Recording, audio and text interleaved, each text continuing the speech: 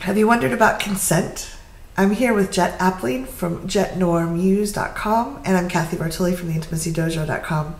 And Jet, we were talking a little earlier about consent, and you were talking about how when you're on stage, you want consent from people before you don't just grab them and flip them around.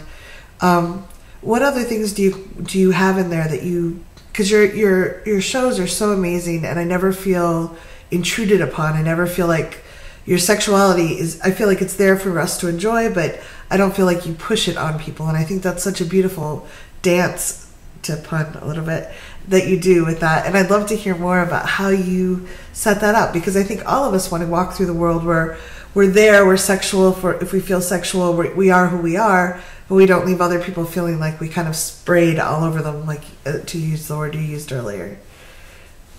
Well, consent is something that I feel should happen in all aspects of our lives. It shouldn't be sort of an on-off switch. Yeah. And in my daytime job, I'm a fitness coach. And in 11 years of training clients, I very rarely, if ever, touch my clients. Mm-hmm. It's like I can correct your form by putting my hands near the person and doing this, and then they get it. But I never actually touch them. Mm-hmm. So, and if it gets to the point where I've explained it 3 times and I have to, then I'll check in and say, may I? Yeah. And then I'll put my hands where they need to be. Consent is something that also, and this is something I see people do this all the time, or I hear about them doing it all the time. People don't check in for a relationship startup consent. And here's what I mean by that. How many times have you heard the story about 2 people dating, and then those 2 people go from dating to having sex on a regular basis, and then those 2 people are all of a sudden sort of referring to each other as significant other. Yeah. But at no point did they sit down and have the talk. Right. Hey, here's what I expect from a relationship. Here's what I expect in you as a partner. Here's what I would like for us to build together. People don't have that conversation, and I'll ask them, I'm like, hey, you guys went from dating to like practically living together now. Did you have the talk? What talk? And no one does it. No one has the sit down, the, hey, here are my expectations. And then, weeks, months, maybe even a year later, then there's so much disappointment during the breakup. Yeah. They never discussed their boundaries, what they wanted. Yeah. That's really, yeah. So just even saying, hey, for me, like I said, I've been on dates that I didn't know were dates. I like to know. I like someone, would you like to go out on a date with me? Like, make it specific. Right. And when we do cuddle parties, we even say, if you're in a relationship or think you might be, and basically if someone on Facebook would be upset if you said you weren't in a relationship, right. But I don't want to just fall into relationships like that. It's so much cleaner. So, yeah.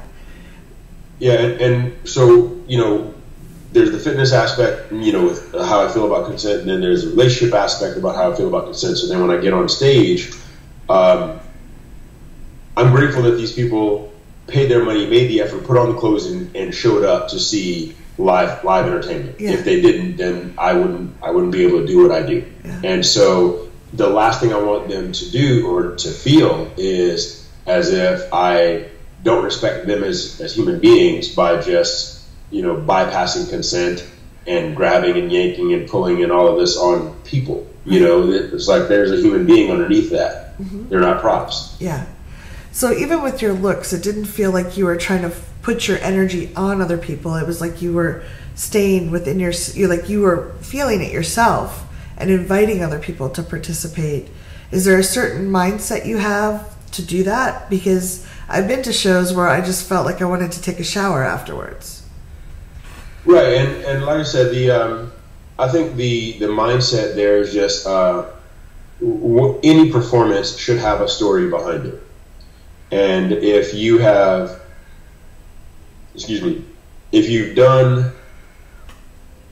what you've intended to do, then the people will either understand the story you were trying to tell with the movement of your body, or they'll even pull things out of the story that you hadn't even thought of, just based on their own interpretation. Yeah. But either way, they're engaged enough to stay with the story from beginning to end, as opposed to getting distracted talking or whatever.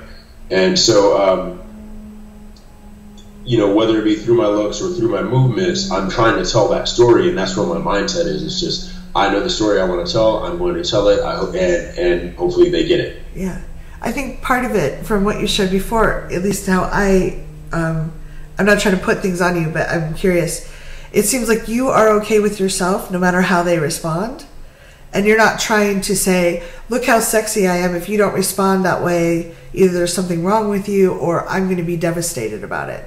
You're just no. Yeah, you're just like, this is me. You get to be you. And I think that's a very clean way to interact. So yeah, and that's one of the things about, it's interesting you use that phrasing, I get to be me and you get to be you, because that's something that, since I have embraced polyamory, that's the main thing about polyamory that I love, in that in a monogamous relationship, and I want to be clear, I'm not shitting on monogamous relationships, they're just not for me. Yeah. In a monogamous relationship, what I found is that this one person has to be my every fucking thing. Yeah. Okay? And if they're not my every fucking thing, I'm going to get super hypercritical about everything that they are not. And beat them up for not being what you need. Right, and that's just not cool. Nobody wants to feel that. Nobody wants to deliver that either. And so then what I found in polyamory is, like, I accept you exactly as you are. And anything that you're not, then I'll find that in another partner. And I will not beat you up, or like verbally because of what you are not. Yeah. You'll just be who you are. I'll be who I am, and that's cool. My best relationships in life have happened when she let me just be myself. Yeah. Well, I even for my monogamous clients that I work with, I encourage them to get needs met outside the. You can have other people to go to the movies with or to vent to, or just because. And I think some people are wired really well for monogamy, and some people are not. And I'm poly myself. It's just a lot better fit for me. But even if you're monogamous, it doesn't mean that you have to get all your needs met. And I see that where they feel like they can't even go to the movies with another person, or they can't have dinner with another person. It's like, no, get out of the house. Your relationship will be better. So I appreciate that. Do you ever use sexual looks in your relationships now, that the relationships you're in, like to kind of signal you're interested? Sexual looks? Yeah, like to kind of like come hither looks, or like I want to fuck you looks. That would be a better question for my lovers, because I don't really. It's definitely not a conscious thing. Yeah. And but usually the way it will manifest is with an embrace or some sort of physical connection. Yeah. But I can think of a time in the past where the person I was with, we were about to have a play date, and she was talking, but I wasn't like interrupting what she was saying. It was more like she was talking and just kind of trailed off, and we were just talking about very light, fluffy things, nothing serious. And then I just pulled her close for a kiss. Yeah. As opposed to a look and waiting on her to respond to a look, I just kissed her, and then it went from there. Right. But again, to be clear, circling back to what we said about consent, it was a play date where we had already sort of started kissing and things like that earlier in the night. It wasn't like, it wasn't the first time you just didn't grab her, which I really appreciate. I love that. I think it is really savvy to use our words. We're adults. We get to, maybe when we were teenagers, that was all we had because we were struggling with things. But as adults, words are so powerful. Yeah, totally. So thank you so much.